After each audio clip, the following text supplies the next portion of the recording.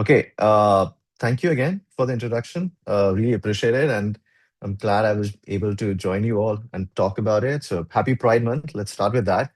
Um, what I'm going to do is I'm going to spend about 30 minutes or so talking a little bit more about domestic violence, specifically among LGBTQ populations, theories around it, some data statistics around it, and going to start with some of the introductions about me and the kind of work I do. I'm going to share my slide deck in a minute. And okay, second.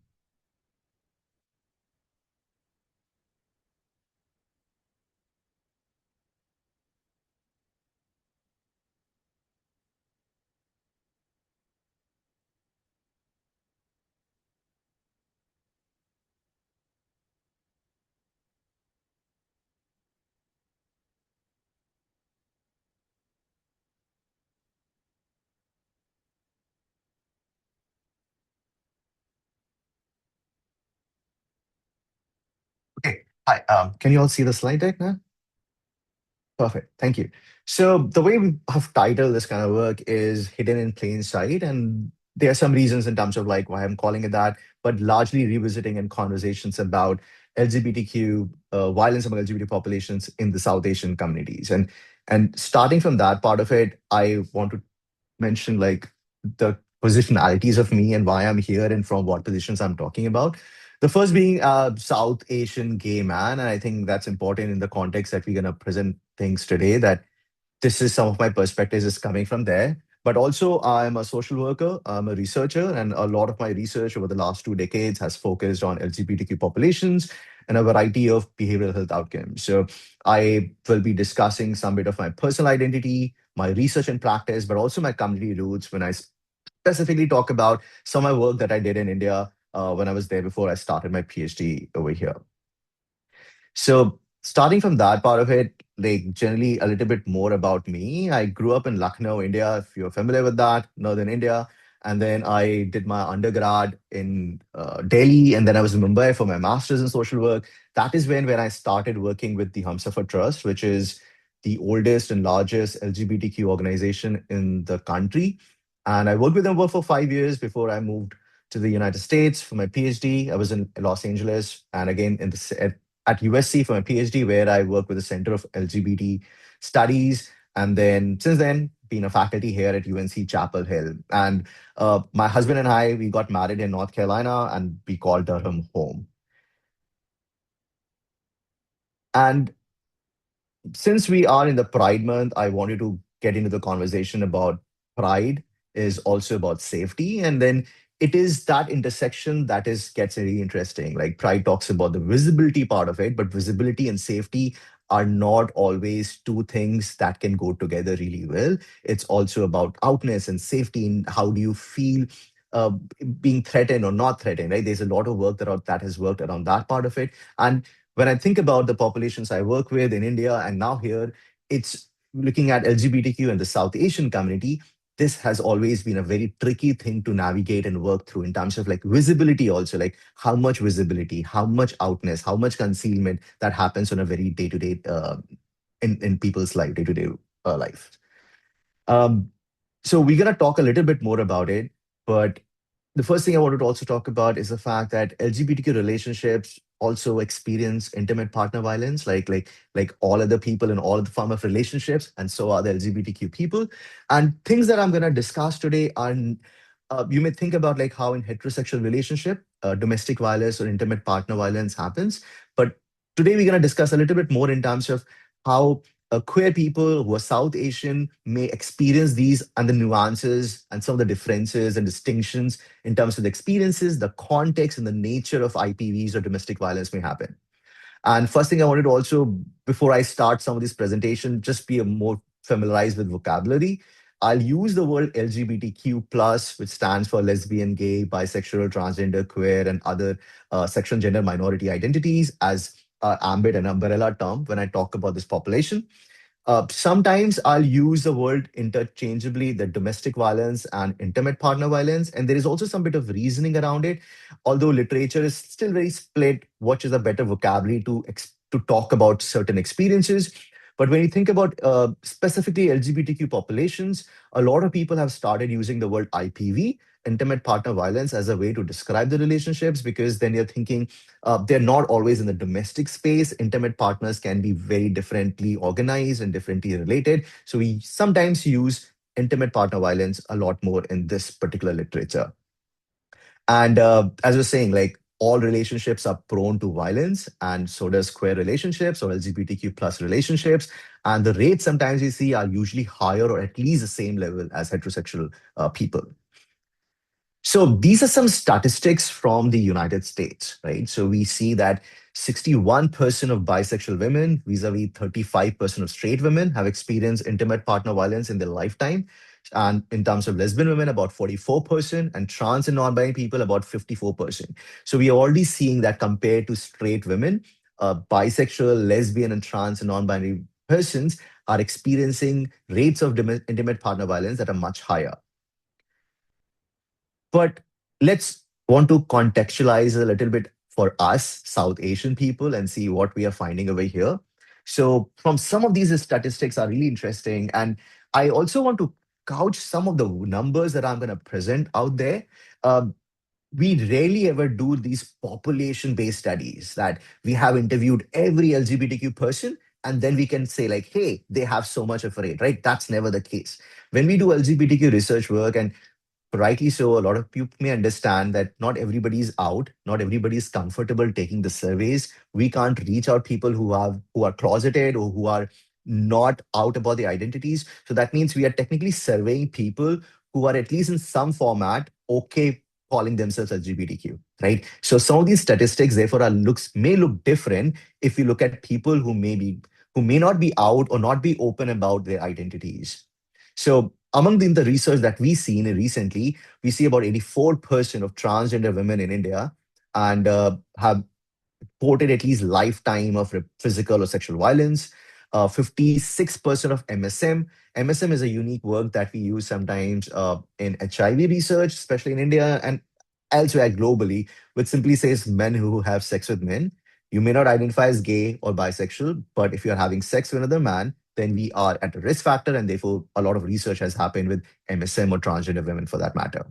And IPV rates have like are 56%, which is pretty high in this group, with like 58% with depressive prevalence. That means IPV also is important because it can also have implications on mental health as well. And then this is the newest statistics. About 81% of LGBTQ people in Nepal have reported emotional violence, 60% physical violence, and 37% sexual violence. And if you look at like the trans communities, we actually see some of the rates are really high, like 2.2 times our trans and non-binary people are more likely to experience physical intimate partner violence compared to their cisgender individuals. And this is like globally some of the statistics that we see. But one thing you may want to also ask and question, of course, is these statistics do not tell us everything, right? Like they are, every time I keep using the word South Asian, but then I keep presenting a lot of statistics from India. And the reasons are also part of this particular slide. So the first thing we want to talk about is that a lot of research, like so, India has produced most number of papers and research on violence among LGBTQ population, but even among those, only among if you think about like all of the 100% research, only 4% of that research is with have of all the studies are with lesbian or bisexual women, and 55%, that is more than half of the research, is with men who have sex with men. So and none almost with trans masculine people. So, what I'm trying to say also is that we need to understand that sometimes when we talk about data and statistics, it is so rooted in the funding mechanism and who is at risk and who we interview and how we interview. So, if you may know this part of it back in India and globally elsewhere, a lot of this funding for research and interest in LGBTQ population in the research space came from HIV angle. And because men who have sex with men and transgender women were at heightened risk of for HIV, they are also the most researched population in the larger LGBTQ group. And because women or cisgender women, women or uh, cisgender women or trans men for that matter, they remain out of a lot of this research because they were never the recipient of grants, of research, of funding, or any of those things. So we have so less statistics on this population. And the second number is all the more interesting. Zero until last year were the number of studies, quantitative, that means statistics and numbers, that are presented on violence or intimate partner violence in other South Asian countries, including Nepal, Bangladesh, and Pakistan and Sri Lanka. The Nepal first study in Nepal, which quoted, is the one that I just mentioned early in the last slide, about 81%, is just a study came out this year. It doesn't mean the research is not happening. What it largely means is two things. One is a lot of research is qualitative. That means people are being interviewed. We are doing focus groups. We are understanding stories. We are understanding case studies and publishing that, but not at the numbers that we can put it a prevalence ratio or statistics with it. That's one. Second, a lot of organizations. So back when I was in India, I used to work part of the South Asian network where we work with a lot of other countries and an organization who are working on LGBTQ issues. One thing we always saw that a lot of people are doing really good work, but not necessarily are publishing it right there. Like it's a very US and a Western thing that all the research that we do is for publication because there's funding and mechanism around it. In India, it was very different. When I used to work there, it was more about let's do research, find things so we can change our programs. It was not about publishing. It was not about putting out there. I understand publishing is also really important, but it's just different in terms of how data is being captured, and we talk about it in this space. Moving from some of these statistics, one thing people always think about is like, what are some of the reasons that it goes unrecognized, invisible, like why we are not even talking about some of those things? And based on what I have studied, what we find in us in our interviews and our experiences of working with these populations, there are largely these three big things. First is there's no familiar script. What I mean by that is if you are in a same sex or a same gender relationship and you experience some bit of violence, how do you talk about it? What are some idols that are already out there? How do you voice it? And again, going back to the same space of like uh, cisgenders, heterosexual relationships, and that's some of the work I used to do back in India as well. And where you have the similar conversations about like there's not much agency, not much power, positionality to voice those things. But over here, when talking about LGBTQ population, sometimes there's just really no script to talk about partnerships. Like, what are the words that you're going to use to talk about you have a partner, you have a boyfriend, and this and that? They're not really colloquialized, localized language to discuss and talk about some of those things, right? So it's not there is no vocabulary, there's no familiar script to actually discuss these things. And the second thing is about they are just read as mutual conflict. And this is something we see a lot in our interviews also when young people think of it as well the same way. And they talk about it like when you talk about it, like, hey, as two men in a relationship have a problem and you mention out there, a lot of time people assume that you don't have power imbalance.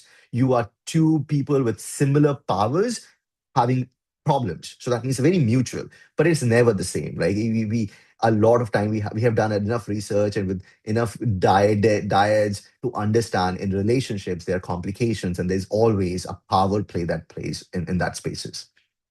And the third part of it is systems are built elsewhere. That what it means is there are resources, there are social support, but they're always at the intersection of where people find themselves.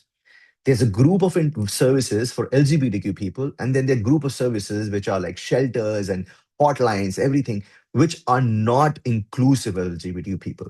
So when you are accessing those services, it's much harder to make a case of why you need the service. Do you even belong here? Do you even have the credentials to request those kind of a services, right? So systems around us are not always built in a way that can provide services or support or resources to LGBTQ people. And these are the things, the way we have designed these systems is, or the way we talk about systems, even like the websites of a lot of organizations will see, you'll assume that when we talk about intimate partner violence or domestic violence, it's always heterosexual relationships, unless it's an LGBTQ specific organization.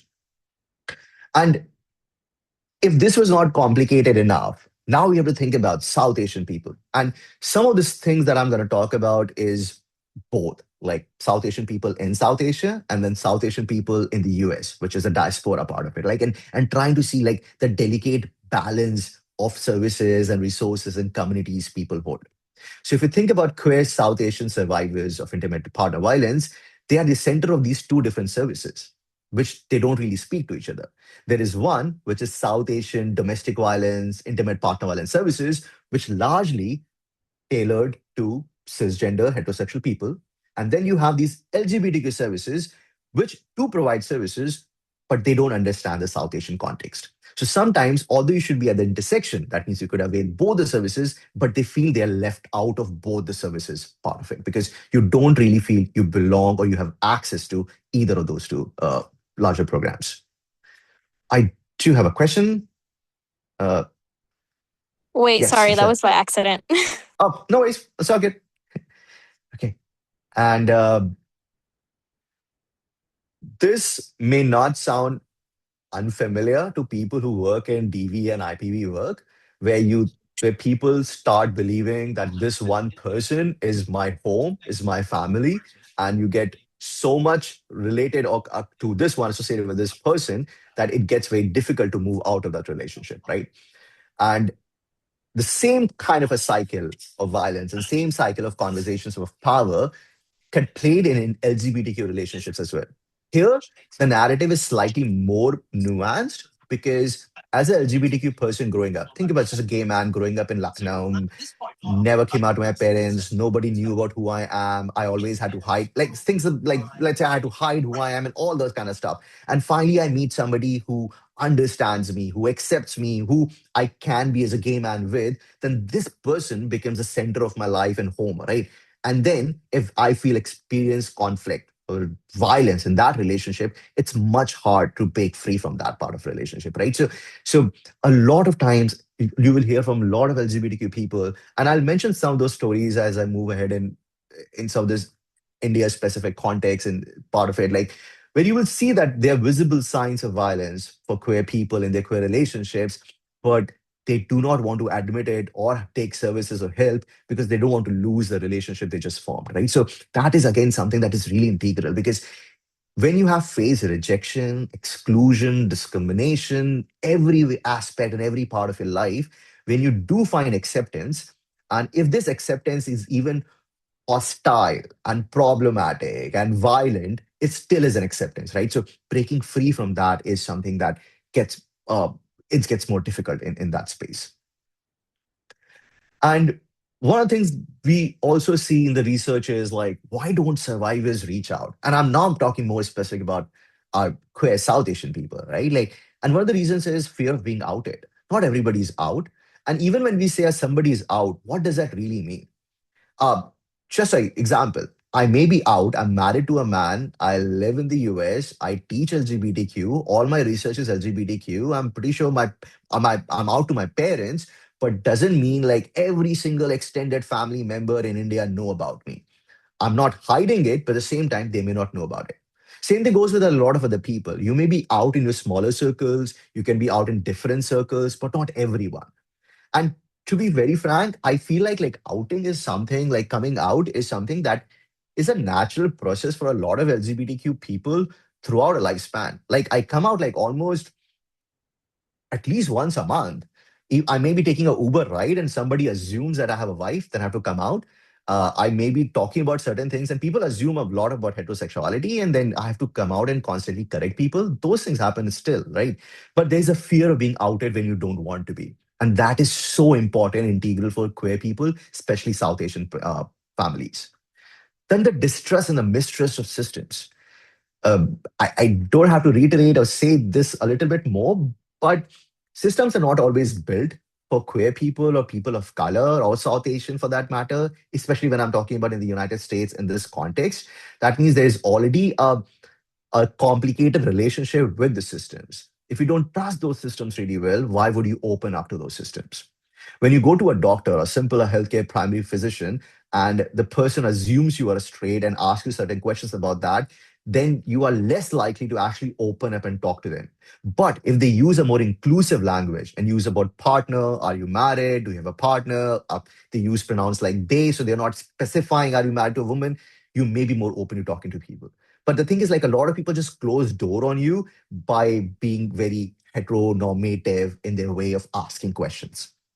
And again, immigration and status, like that is something again that is really integral for a lot of people who are immigrant and queer in the country. We recently started doing some bit of work more with immigrant populations and Latinx population as well here in North Carolina. And one thing we really find about is people don't want to voice complaints. And complain to who? If you're status, if you're undocumented, if you are status expiring, or even if you're visa, people are really scared like something bad gonna happen to them if you come out or there is an inquiry about those things, right? So there is that legal threat that is always associated when you're an immigrant and experiencing violence or intimate partner violence in the country. And then, again, may not have to explain a lot more about it, but you may all understand if you understand South Asian context, there is so much shame and there's so much guilt and there's so much family honor. And those are things that have always kind of talked about in all the work we do. Like even when when we used to work with domestic violence, when the men and women in India, one of the things that always came up was like family honor. And family honor is not like the same way, but the part is like family trying to tell you just move on, just be okay. This is things gonna move, be okay later. That's all good and that's all fine and that's part of it.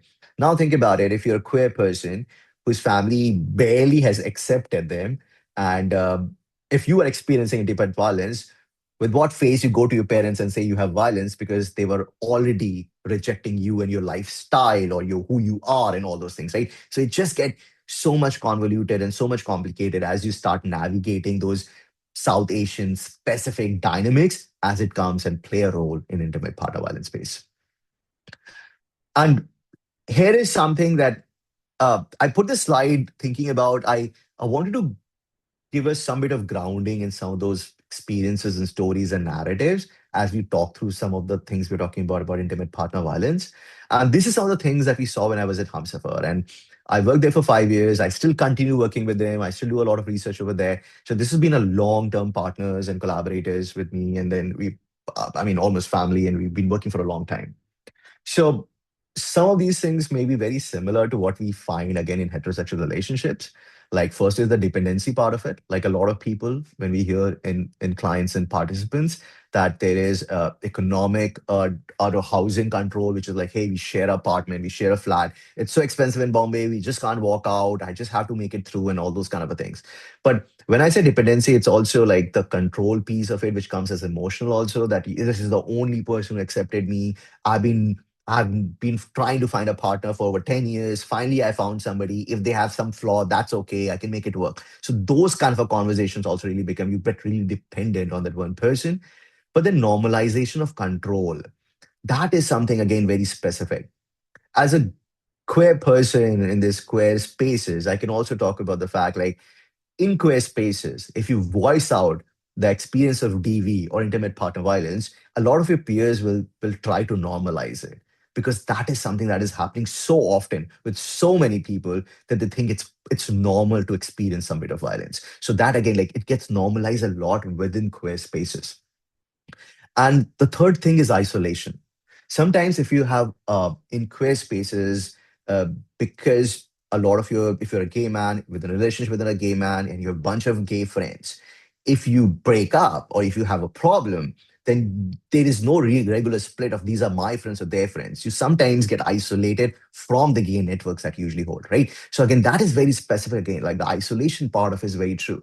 A lot of people I've heard in some of the stories that we used to see in interviews, people talk about the first choice I mentioned, that it has taken so long to find somebody who kind of truly care about them, accept them. They don't want to hide who they are. So if they let it go, if they were ever going to find somebody, or the fact if I let them go, all of our friends going to go with them and then I'll be alone again. Right. So there is so much of this piece of isolation that really blurries this expectation or the hope of actually trying to break through of the circle of this violence. Um, I've been talking a lot about some bit of data and some of these narratives. I just want to give you some bit of since again, like I teach in this kind of format, so I'll give you like some bit of theoretical understanding of how we think about it. Not going too much in the theory, but just saying. So we use a lot of in work in LGBTQ population, we use something called as minority stress framework. And what it simply tells you is that all of us are stressed, like all the time. Like we experience stress all the time, right? Like think about if you somebody has exam the next day, you are stressed about it. If somebody's some paper important document is due, you are stressed about that. There's a deadline at work, you are stressed about that. But the interesting thing is the moment the deadline passes, the paper is submitted, the exam is done, you're fine, right? So we get stressed, but then we get to a normal state of being. But these are regular stresses and we call general stresses that all of us have in our lives and all the time. Like you may be stressed about will I make it to from one point to the other point because of the traffic, and that's okay. But when you talk about minority stress, what we are saying is some people who hold minority identities, they have this additional stress above and beyond this general stress that everybody's facing. But this stress is continuous, persistent, and for a very long time.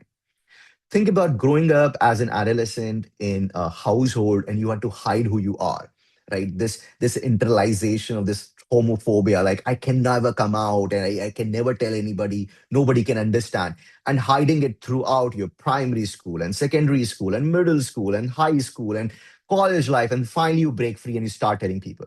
That stress matters. It's chronic. It's there for a much longer time, and it does something to our health outcomes. So, in terms of this part of the slide, what I've said is people have faced a lot of rejection, and I can vouch for it. All queer people have faced one or more form of rejections in their lifetimes. In fact, continuously face rejection. Because of that, you start concealing who you are, hiding a part of yourself, right? That may lead to isolation. Like a lot of times you will hear a lot of queer people don't want to go to marriages and weddings and family celebrations and those kind of things because then people are going to ask these awkward questions when you are going to get married and all those kind of things. So the isolation piece kicks in that nobody really gets you. And then when you find a partner, there are so fewer options for you, right? But at the same time, there is resilience, there are assets, and I'm going to get to it very quickly. But saying, yes, this is all risk, but there's also protections can be there. The second framework that I want to talk about is this social ecological model that is layered. That means your center is an individual, then there's micro, which is families and stuff, and then the extended families and the systems, like the larger workplaces you work, and then the policies and structure. So it's individual, relationship, like there are different levels to it. The reason I'm putting it picture over there is uh, a lot of queer people have been failed by a lot of these circles and a lot of these systems. A lot of these things are going against you. There is rarely a legal recognition. When I worked in India for most of the time before I started PhD here, it was always criminalized homosexuality. That means I always work under the understanding that this is not legal in the country, which is still not, right? So that part of it. You don't have recognition. Like me, husband and I, if we ever decide to move back to India, we'll be living as good friends, roommates, or whatever it is. We can never be a married couple, right? So there's a recognition, structural part of it. Then the relationship. Parents also have this like shared or this varied spectrum relation of acceptance that it's okay to be gay in the family, but not okay to be gay with the extended family, and when to do, when not to say, what to say, and all those is control narrative. And then the community piece, which could be accepting and visible, but sometimes it's not if you're not really out there. So this model is really important to understand as a queer person, South Asian person. You're always negotiating. You're always managing these different expectations from family and relationships and other people. And then in that mix, voicing your experience of intimate partner violence could get very tricky. And the third framework that I'll talk about is that as a South Asian queer person, you're holding so many different identities. It's about your sexuality, it's also about your sex and gender, sometimes about your immigration status, sometimes your race and ethnicity plays in a role, and sometimes it's community. And I said slash religion because religious spaces can also be very toxic, especially for queer people sometimes. So as a queer, and none of these factors are alone. So if you go up, if you are dating, let's say, as an Asian man, South Asian man, if I'm dating another white man and the person is being uh, slightly abusive to me, I wouldn't know exactly what it was one of those things that is being targeted. It's very difficult sometimes to understand when somebody, like even like today, like if I experience a discriminatory or something, a rejection based conversation or a statement, it's very hard for me to pull the thread out and say, is it because I'm gay, or is it because I'm brown, or is it because I'm immigrant? What it is it? Right? It's just really hard to entangle those intersectionality. But the point is, we as queer people in South Asian queer people in the US, we are holding on to all of these identities and all of these names as we think about ourselves. So I'm almost towards the wrapping piece part of it, if you see for this side. But I know we talked a lot about the risk part of it, that there's risk and there's this is happening and that is happening. But I also wanted to shift some of the conversation and say, like, it is possible that we address some of these things. It is possible that we see the violence. It is possible we help people when they're going through these things. And what it means is we have to do radical inclusivity. What I mean by radical inclusivity is it's not for namesake that, hey, we are inclusive organization, anybody is welcome. What I mean by radical is you need to go out of your way to ensure that people understand you are inclusive and they want to open up. It's not so when you walk to a store, generally, honestly, even till today, if I see a rainbow flag somewhere in the store, I automatically feel safer in those spaces. There's an entire theory about social safety and social threat, which I find very fascinating as it applies to LGBTQ people. The theory has been there for a very long time, but recently being applied to LGBTQ people. And the idea is this: as humans, we are always through our eyes canvassing our surroundings. If we see things that can give us protections or cues of protection, even, we feel safe. If we don't see all those things, we are always in the threat mode of it. Like because we don't know if things can go wrong, right? So these things are really important. And if you're always scanning your place, you're always looking for threats, then you become this hyper vigilant person. And rightly so, because things have been hard for you, right? So you become a hyper vigilant person. And what it does is it causes body inflammations, which is a root cause for a lot of mental health, physical health disparities. So the reason LGBTQ people have higher rates of depression, anxiety, suicide, cancer, everything, blood pressure, everything you can think of is because of that toxicity that has been chronically present in people for a very, very long time. Right. So one thing we can do easily is create these safe spaces. And sometimes it's not that hard. And even like, for example, like faculties in a school, we just put like a small little sticker and saying like ally or LGBTQ. I mean, I have a lot of rainbow stuff in my house, but those things really matter because when you walk into the space, you don't feel that you have to explain really much about who you are. And the second part is community. Like we need to build safer communities, spaces where people just can be who they are. I've realized in a lot of my work, I've heard from a lot of young men when I used to work back in India that they would always, I mean, well, marriage is something that they have to do, marrying a woman, and they will always get married. And we used to be like, oh no, this is right, this is wrong. But over time, I've realized if you give good community, resources, and support, allow people to envision a life where they can be who they are, they never want to go marrying a woman if they are gay, right? So in that sense, like I think creating those safe spaces is really, really important for people for in this populations. And as I was talking a little about protective part of it, like communities hold this protective power, and truly, I've seen this so much in the work that I do in the communities I belong to and I've been part of. That this really helps. The part of the chosen family is so true. Till date, like I think, like if I have a problem, a consultant, I have to consultancy I need or something, anything I need, I'll call a lot of my friends who I think as family because they understand who I am a little bit more. Right, the chosen family is so important for queer people. Then the community bonds, right? And I think a lot of us, like for example, even when I moved to the US, I really wanted a South Asian community, people who I can hang out with. But there's always a question about will they understand the fact that I'm gay? Do I tell my South Asian friends that I'm gay? Do you think they will change and all those things? But having that community is also really important. Sometimes when you're in a different country as an immigrant or in a diasporic way, it's hard to find spaces who resemble your culture, right? And when I talk about it, the second point is very related to it, which is the culture pride. It's a community and culture sometimes come together over here, which is like the food you miss. Like I coming from North and Lucknow, one of the things I always think about is food, and I think like food gives me hope also, and I think like gives me like de-stresses me. But I think that is something you can bond on, right? And then those things are really important because they are part of your community and culture together. So you do not want to just give up on your South Asian communities because you're scared they may not accept you. So you want to create South Asian communities more accepting, more inclusive, more in line of people who are queer.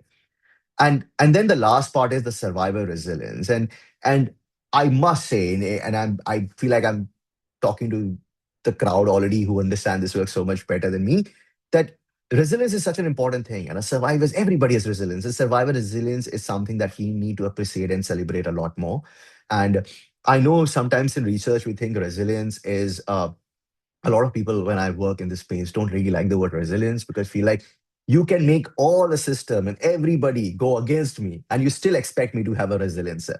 So what we sometimes patch the word with resilience is resistance because we think like when you are resilient, you're also resisting that oppression. You're resisting that victimization and violence. So resilience and resistance really go in hand because that's how we see people and their assets and protective factors and strengths that really showcase in those spaces.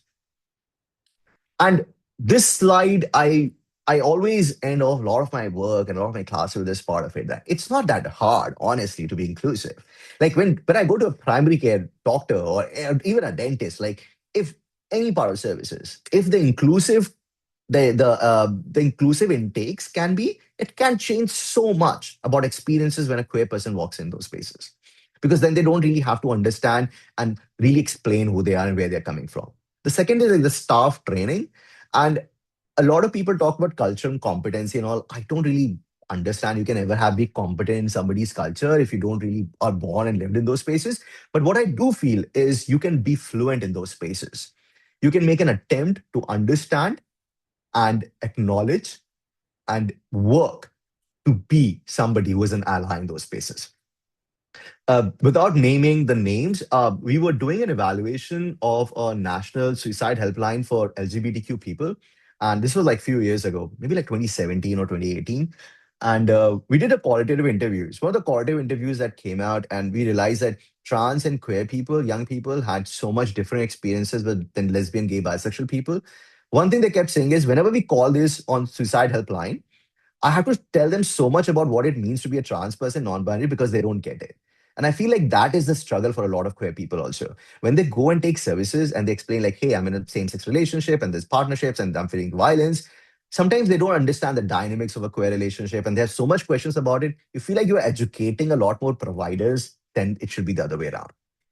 Then the visible welcome again is something that I kind of mentioned already that you need to ensure that it's visibly out there inclusivity. It's not something that somebody has to assume or figure out in a conversation. If you walk into the room and something as simple as that is a rainbow sticker or a flag or something of that sort or a trans flag, it just says so much more than you can actually say that in words.